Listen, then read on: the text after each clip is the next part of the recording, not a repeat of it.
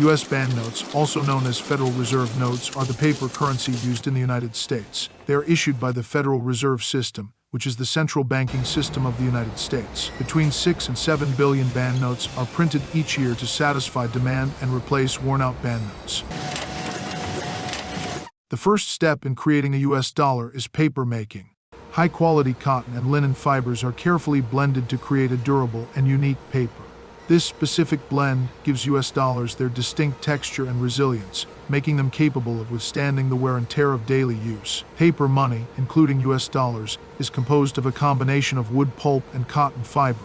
The inclusion of wood pulp provides the necessary strength and stability, while the cotton fiber enhances the durability and tactile quality of the notes. During this stage, watermarks and security threads are also embedded into the paper, adding additional layers of security.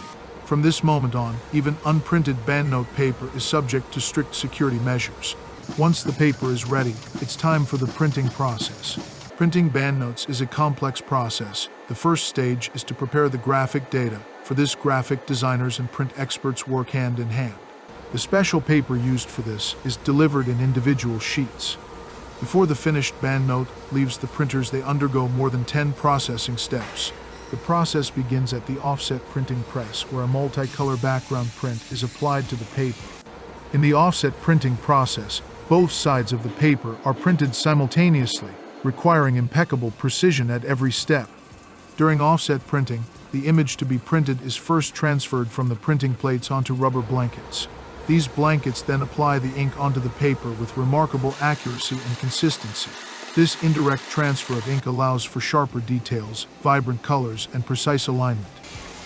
Intaglio printing is one of the most important stages in the printing process.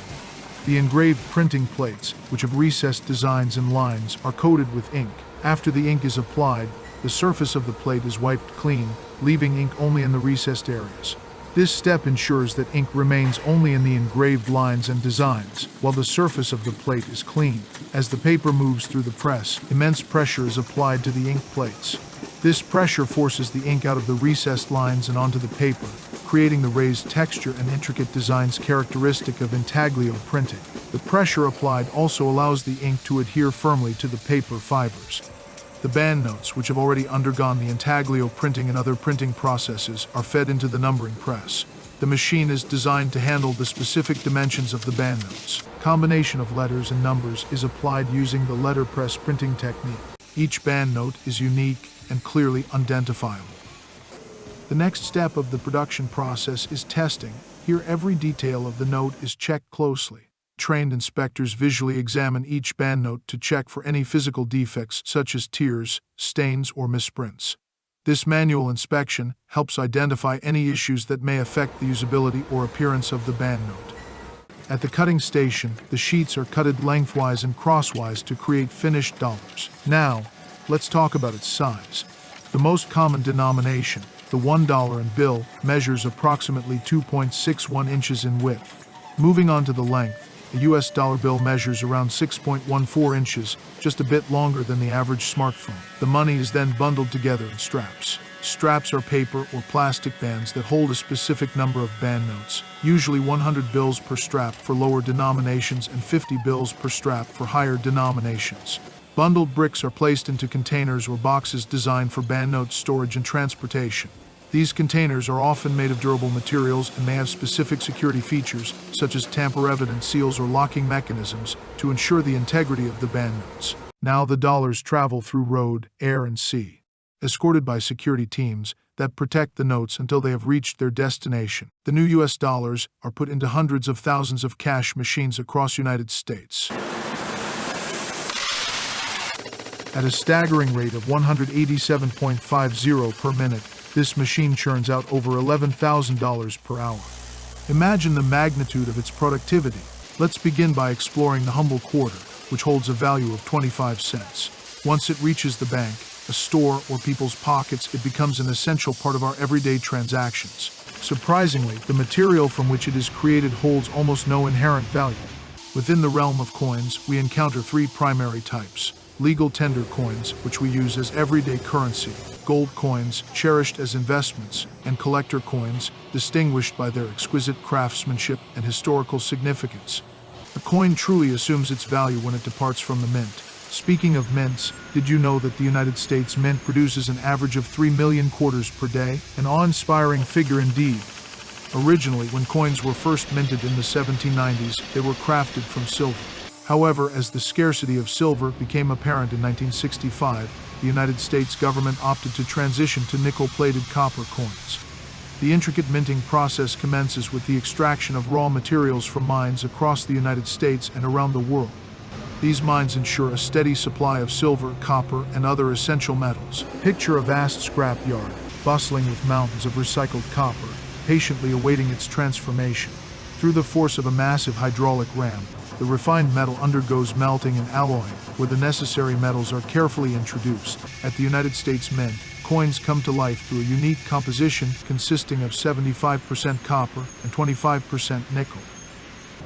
The journey of these metal rolls continues as they pass through a die press, meticulously cutting nearly 300,000 coin blanks per roll. During this process, any leftover scrap is efficiently separated for recycling, ensuring its future contribution to coin production. The coin blanks emerge from the die-cutting press, resembling a symphony of metal discs cascading like a slot machine. An elevator gracefully transports them in small trays, poised for the subsequent stages of their transformation. However, these coin blanks are but simple metal discs at this stage, lacking any distinguishing features and not yet possessing their 25-cent worth. Despite their similarity in size to real coins, they must endure a stringent test before they can assume their monetary value. Here comes the ultimate trial for the coin blanks, a formidable machine that exerts immense pressure to lift the edges of these blanks along their entire perimeter. In a blink of an eye, the coin blanks elegantly pass through a narrow duct, seemingly defying the laws of visibility. But the journey of these coin blanks doesn't end there. They now face the formidable coin press, where a hammer presses each coin blank between two dies. One die impresses the base design on one side of the coin, while the other is dedicated to the reverse side. This coin press operates at an astonishing speed, generating 750 coin blanks per minute, equivalent to a staggering 187.50 coins per minute or over $11,000 per hour. As the coins emerge from the press, an inspector closely scrutinizes them, ensuring that the faces are perfectly aligned. If even a single coin fails to meet the standards, the entire batch is discarded. To prevent any faulty coins from entering circulation as collectibles, they are promptly destroyed. As the coins emerge from the press, an inspector closely scrutinizes them, ensuring that the faces are perfectly aligned. If even a single coin fails to meet the standards, the entire batch is discarded. To prevent any faulty coins from entering circulation as collectibles, they are promptly destroyed. However, when the sample proves to be flawless, all the coins are joyously deposited into an automatic counter, which efficiently fills giant bags with 200,000 quarters, totaling a remarkable $50,000. Given the vast number of coins produced each day, surplus coins patiently await their turn in containers, preventing the counter from becoming overwhelmed.